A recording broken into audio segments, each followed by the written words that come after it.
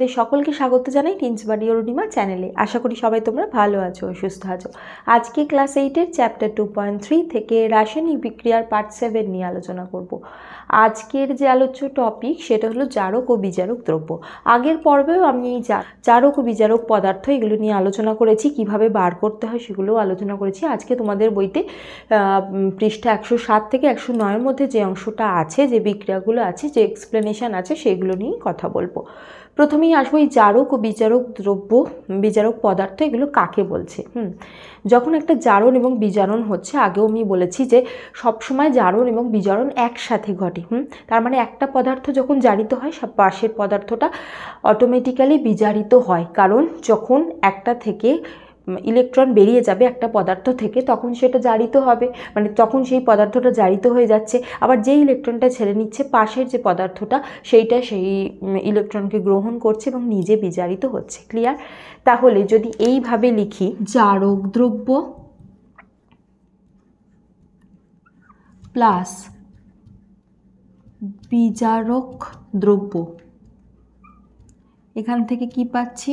বিজারিত পদার্থ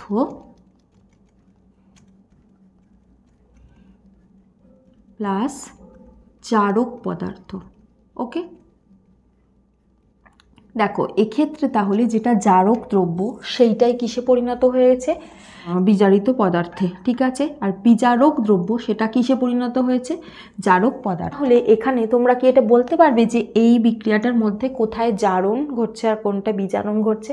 জারক দ্রব্য যখন বিজারিত পদার্থে পরিণত হচ্ছে, তাহলে এখানে কি ঘটেছে? বিজারণ ঘটেছে।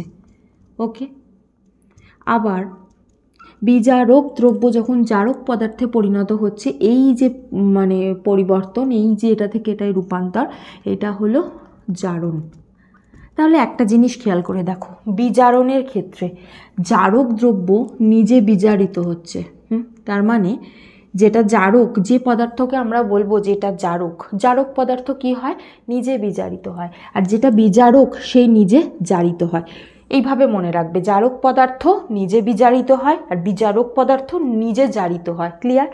এবার তোমাদের বইতে বেশ কিছু উদাহরণ আছে, সেগুলো মানে লিখছি এবং এক্সপ্লেন করছি।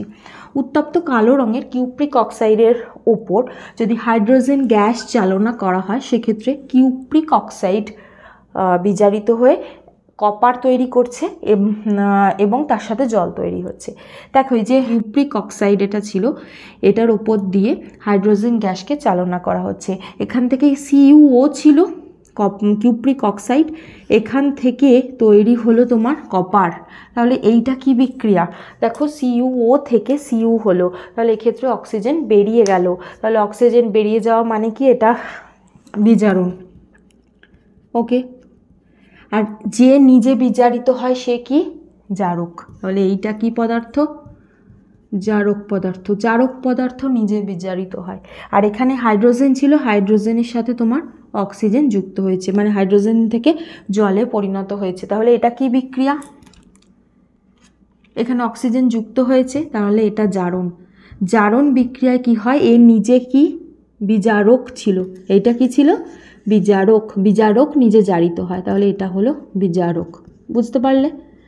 এই লেখাটার সাথে মেলালেই হয়ে যাবে। দেখো যে বিক্রিয়াটায় বিজারণ ঘটেছে সেটা কি থেকে আসছে? জারক দ্রব্য। তাহলে এটা হলো জারক দ্রব্য। আর যে নিজে জারিত হয় সেটা আসছে কোথা থেকে? জারিত হচ্ছে, সে আসছে বিজারক দ্রব্য থেকে। ক্লিয়ার? পরের যে বিক্রিয়া সেটা হলো, ধরো কালো রঙের ম্যাঙ্গানিজ ডাইঅক্সাইডের সাথে যদি HCl এর বিক্রিয়া ঘটানো হয়, এক্ষেত্রে লঘু HCl ব্যবহার করা হচ্ছে এবং সেক্ষেত্রে তৈরি হচ্ছে, এখান থেকে ক্লোরিন গ্যাস বেরিয়ে আসে, যেটা আমরা বুঝতে পারি খুব ঝাঁঝালো একটা গন্ধ বার হয়, তার সাথে সাথে ম্যাঙ্গানাস ক্লোরাইড তৈরি হচ্ছে। তাহলে এখানে দেখো MnO2 ছিল, ম্যাঙ্গানিজ ডাইঅক্সাইড, সেখান থেকে তৈরি হচ্ছে ম্যাঙ্গানাস ক্লোরাইড। ওকে, তাহলে দেখো এখানে অক্সিজেন ছিল, এখানে ক্লোরিন, অক্সিজেন বেরিয়ে গেছে, অক্সিজেন এখান থেকে বেরিয়ে ক্লোরিন যুক্ত হয়েছে। তাহলে এটা কি? তোমার বিজারণ। বিজারণ যে ক্ষেত্রে হয়, তাহলে কোনটা জারক? এইটা হলো জারক। যেটা জারক পদার্থ সে নিজে বিজারিত হয়। ক্লিয়ার?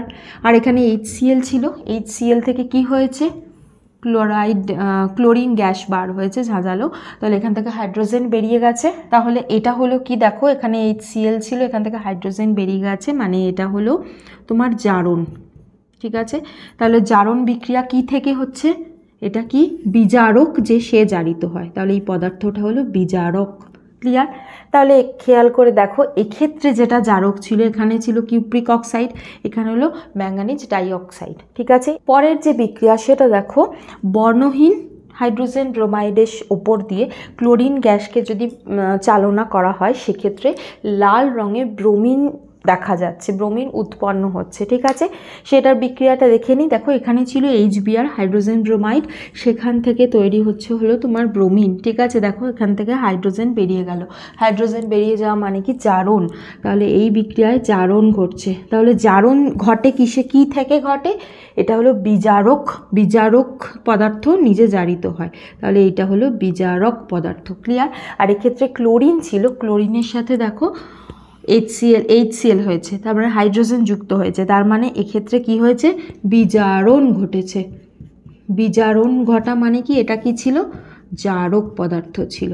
ঠিক আছে, তাহলে এক্ষেত্রে ক্লোরিনটা জারক পদার্থ হিসাবে কাজ করছে। খেয়াল করে দেখো, এখানে জারক পদার্থ ছিল কিউপ্রিক অক্সাইড, এখানে ছিল ম্যাঙ্গানিজ ডাইঅক্সাইড, এখানে ছিল ক্লোরিন। তাহলে খেয়াল করে দেখো, এইটা আর এইটা, এগুলো যৌগিক পদার্থ, এইটা হলো মৌলিক পদার্থ। তার মানে জারক পদার্থ যৌগিক পদার্থও হতে পারে, মৌলিক পদার্থও হতে পারে। ক্লিয়ার? আবার একইভাবে উল্টোটাও দেখতে পারি। দেখো হাইড্রোজেন হলো বিজারক, HCl হলো বিজারক, HBr হাইড্রোজেন ব্রোমাইড এটা হলো বিজারক। তার মানে বিজারক পদার্থ মৌলও হতে পারে, যৌগও হতে পারে। ঠিক আছে, এটা যেমন মৌল হাইড্রোজেন শুধু, এটা হলো HCl, এটা হলো HBr, এগুলো হলো যৌগ। ঠিক আছে, এই বিক্রিয়াগুলো অনেক সময় কিন্তু মানে পরীক্ষায় এখান থেকে বিভিন্নভাবে প্রশ্ন আসে, খুব ভালো করে পড়ে নেবে। আচ্ছা, এখানে বলে রাখি, তোমাদের বইতে যেরকম লেখা আছে, ধরো আমি এক্সাম্পল দিচ্ছি, এক্ষেত্রে হাইড্রোজেন ব্রোমাইড জারিত হয়ে ব্রোমিন তৈরি করলো, লাল রঙের ব্রোমিন তৈরি করলো, এক্ষেত্রে ক্লোরিন গ্যাস বিজারিত হয়ে HCl তৈরি করলো, এরকম যেগুলো, এগুলো পড়ার এতটা দরকার নেই, মানে কোনটা জারিত হচ্ছে বা কোনটা বিজারিত হচ্ছে তোমরা যখন বিক্রিয়াটা লিখবে, আর তোমরা যদি এই জিনিসটা ভালো করে বুঝে থাকো, নিজেরাই করে ফেলতে পারবে যে কোনটা জারক, কোন ক্ষেত্রে জারণ ঘটছে এবং কোন ক্ষেত্রে বিজারণ ঘটছে। তাহলে মনে রাখবে কোন জিনিসটা, কোনটার সাথে কোনটা বিক্রিয়া ঘটছে, কি তৈরি করছে, কোনটা গ্যাস, এই জিনিসগুলো মনে রাখবে। যেমন ধরো ব্রোমিনের রঙটা লাল রঙের, সেটা মনে রাখবে। HBr যেটা ছিল সেটাতে কোনো বর্ণহীন রঙ ছিল, কিন্তু এই বিক্রিয়াটা হওয়ার পরে লাল বর্ণের তরল পদার্থ পাচ্ছি, সেটা কি, সেটা হলো ব্রোমিন। এই জিনিসগুলো মনে রাখো, বা কোন ক্ষেত্রে কোনটার ওপর দিয়ে কি গ্যাস চালনা করা হচ্ছে সেগুলো মনে রাখো। কোনটা জারিত হচ্ছে কোনটা বিজারিত হচ্ছে এগুলো মুখস্থ করবার প্রয়োজন নেই, তোমরা এই জিনিসটা জাস্ট মানে এরকম ফর্মে লিখলেই বুঝতে পেরে যাবে। এবং অবশ্যই কিন্তু আগের পর্বগুলো দেখে নিতে হবে এবং বুঝে নিতে হবে। তোমরা যদি প্রথমেই আজকের পর্ব দেখো, তোমাদের কিন্তু বুঝতে অসুবিধা হবে। তার জন্য একটা গোটা সিরিজ আছে এই রাসায়নিক বিক্রিয়ার উপর, 6খানা আগের পর্ব আছে, তার সাথে ইম্পর্টেন্ট কোয়েশ্চেন নিয়ে আলোচনা করা হয়েছে। সেই সিরিজটা পুরোটা দেখো, তবেই কিন্তু ভালোভাবে বুঝতে পারবে। তোমরা নিশ্চয়ই মরচে দেখেছো, লোহার কোনো জিনিসকে বাইরে ফেলে রাখলে সেটা মরচে ধরে যায়। মরচে আসলে কি, মরচে হলো আসলে যে লোহা সেটার জারণ ঘটছে, অক্সিডাইজ হয়ে যাচ্ছে এবং সেটার জন্য মরচে উৎপন্ন হচ্ছে। এই যে যখন অক্সিডাইজ হচ্ছে, প্রথমে ফেরাস আয়ন তৈরি করে, মানে Fe2+ তৈরি করে, তারপর তৈরি করে হলো Fe3+, ফেরিক আয়ন তৈরি করে, যেটা মরচের রাসায়নিক সংকেত কি, Fe2O3 জল। এবার এই জলের সামনে তোমাদের বইতে দেখবে যে NH2O লেখা আছে।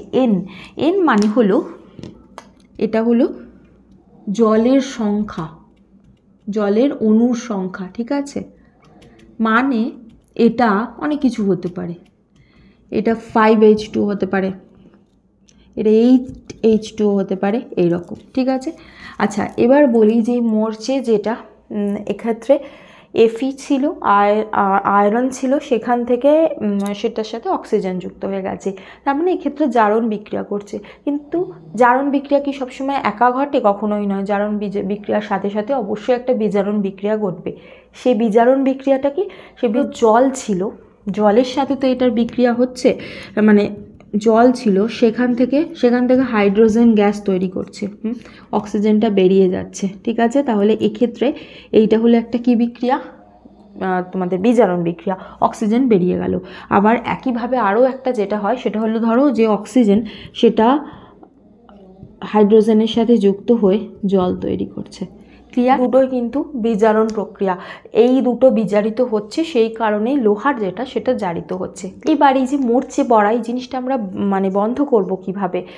দেখবে ধরো তোমাদের ধরো বাড়ির যে জায়গায় গ্রিল দেওয়া আছে লোহার গ্রিল, সেই জায়গায় কিন্তু রং না করলে গ্রিলগুলো কি হয়ে যায়, মরচে পড়ে যায়। তার মানে কি, এই যে গ্রিলের ওপর রং করা হচ্ছে এবং সেটা ভালো থাকছে, তার মানে এই যে লোহার উপরে যখন কোনো রঙের আস্তরণ দেওয়া হচ্ছে তখন সেটাতে সহজে এই জারণ বিক্রিয়াটা হচ্ছে না, জারণ প্রক্রিয়াটা বন্ধ হচ্ছে। তার সাথে সাথে লোহার উপরে কখনো কখনো জিঙ্কের প্রলেপও দেওয়া হয়, সেই ক্ষেত্রেও কিন্তু লোহাটাকে মরচে পড়া থেকে বন্ধ করা যায়। এই জিনিসটাকে বলছে হলো গ্যালভানাইজেশন। আরও এরকম প্রাকৃতিক তোমরা জারণ প্রক্রিয়া দেখতে পাবে, বেশ কিছু ফলে এই জারণ প্রক্রিয়া দেখা যায়, যেমন ধরো কলা, যেমন ধরো বেশ কিছু ফল আছে যেগুলোকে তুমি যদি অনেকক্ষণ খোসা ছাড়িয়ে বা কেটে রেখে দাও সেটা কিন্তু একটু কালচে হয়ে যায়, ধীরে ধীরে রং বদলে যায়। যেমন ধরো আপেল, দেখবে গোটা আপেল কাটার সাথে সাথে ভিতরটার যা কালার, আর আপেলটা কেটে রেখে দিয়েছো সেটা আস্তে আস্তে বাদামি হয়ে যায় সেই জিনিসটা। কলার ক্ষেত্রেও একই জিনিস হয়। তাহলে বেশ কিছু ফল হয় যেগুলো খুলে রাখলে মানে কেটে বাতাসে রাখলে সেগুলো বাতাসের অক্সিজেনের সাথে জারণ বিক্রিয়ায় এরকম পরিবর্তন দেখা যাচ্ছে। এমনকি ডাব যখন দেখবে কাটা হয় ভেতরটা যেরকম ধপধপে সাদা থাকে, তারপর কিন্তু ধীরে ধীরে ওটা অক্সিডাইজ হতে থাকে। একইভাবে দেখবে অনেক পুরনো তেল বা তেলের শিশি থেকে দেখবে একটা তেলচিটে গন্ধ বার হয়, সেটাও কিন্তু আসলে এই জারণ বিক্রিয়া। এক্ষেত্রে কি হচ্ছে যে এই তেলটার সাথে বাতাসের অক্সিজেন এবং জলীয় বাষ্পের বিক্রিয়া ঘটে, তার ফলে যে যৌগ তৈরি হচ্ছে সেটা এই তেলের চিটচিটে মানে গন্ধের জন্য দায়ী। তাহলে এই জিনিসগুলোর এটা কারণ। আশা করি বুঝতে পেরেছো। এই জায়গাটা কিন্তু খুব ইম্পর্টেন্ট, জারণ বিজারণ, জারক বিজারক এগুলো খুব ভালো করে পড়তে হবে। এটা হলো মানে কেমিস্ট্রির একদম বেসটা যদি ভালো করে না তৈরি করো, এরপরে কিন্তু যত পরে যে রিয়াকশান পড়বে সেক্ষেত্রে কিন্তু সেগুলো মুখস্থ করতে হবে, বুঝতে পারবে না। সেই কারণে জারণ বিজারণ আর জারক বিজারক এই জিনিসটা খুব ভালো করে বোঝা দরকার, এবং চেষ্টা করবে তোমাদের বইতে যতগুলো রাসায়নিক বিক্রিয়া দেওয়া আছে সেগুলোকে নিজেরা সলভ করবার, কোনটা জারণ কোনটা বিজারণ, কোনটা জারক কোনটা বিজারক নিজেরাই যাতে ডিটারমাইন করতে পারছো, নিজেরাই খুঁজে বার করতে পারছো, সেই জিনিসটা ভালো করে প্র্যাকটিস করতে হবে। এই জিনিসটা প্র্যাকটিস করার সাথে সাথে কিন্তু বেশ সহজ হয়ে যায়, খুব একটা কিছু কঠিন ব্যাপার নয়। আশা করি বুঝতে পেরেছো। আজ এই পর্যন্তই। কোনো প্রশ্ন থাকলে জিজ্ঞাসা করতে পারো। আর তোমরা এই ভিডিওটাকে লাইক করো, শেয়ার করতে একদম ভুলো না, আর অবশ্যই সাবস্ক্রাইব করো এবং বেল বাটনটাও ক্লিক করে দিও।